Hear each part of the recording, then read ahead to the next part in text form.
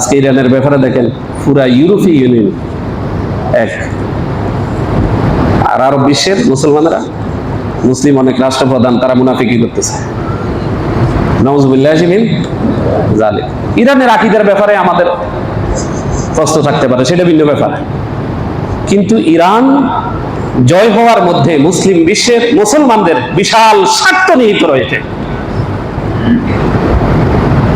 ইমাম খোমেনির বর্তমান সম্প্রতি ইরানের যিনি প্রেসিডেন্ট, ওনার অনেক কথা রয়েছে। একটি কথা আমাকে খুব কলিজার মধ্যে ধাক্কা দিয়েছে।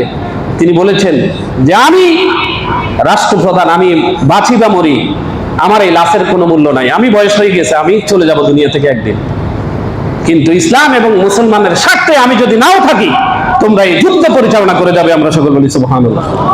কিরকম ইমানি শক্তি থাকলে এই জাতীয় কথা বলতে পারে?